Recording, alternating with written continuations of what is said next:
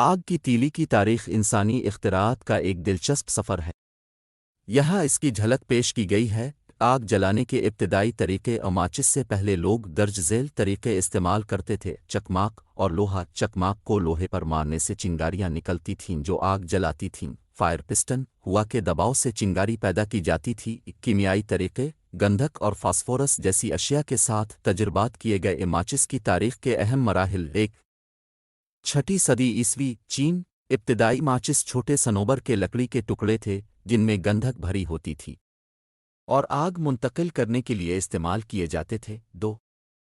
17 صدی یورپ۔ گندھک اور فاسفورس کے ساتھ تجربات کیے گئے اور کیمیائی آگ جلانے کے آلات بنائے گئے۔ 1826 پہلی جدید ماچس۔ جان واکر، ایک انگریز کیمسٹ، نے پہلی رگڑ سے جلنے والی ماچس ایجاد کی۔ یہ انٹمونی سلفائڈ اور پوٹاشیم کلوریٹ کے مکسچر سے بنی تھی اور رگڑنے پر جلتی تھی۔ اسے کانگریو او کہا جاتا تھا، لیکن یہ غیر محفوظ اور غیر مؤثر تھی۔ 1830 بہتر ماچس۔ چارلس سوریا، فرانس، نے سفید فاسفورس شامل کر کے ماچس کو بہتر بنایا جو آسانی سے جلتی تھی، لیکن سفید فاسفورس زہریلا تھا۔ 1844 سیفٹی ماچس۔ گسٹاف ایرک باش، سویڈن، نے پہلی سیفٹی ماچس ایجاد کی۔ اس میں سرخ فاسفورس کو ایک علیحدہ سطح پر استعمال کیا گیا جو زیادہ محفوظ تھی۔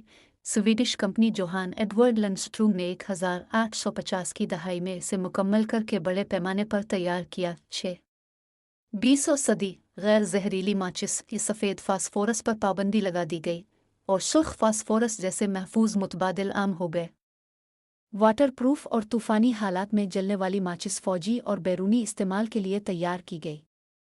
جدید دور۔ آج ماچس مختلف اقسام میں دستیاب ہیں، جیسے لکڑی کی ماچس، کارڈ بورڈ کی ماچس، اور یہ آگ جلانے کا ایک سادہ لیکن بہترین طریقہ بنی ہوئی ہے۔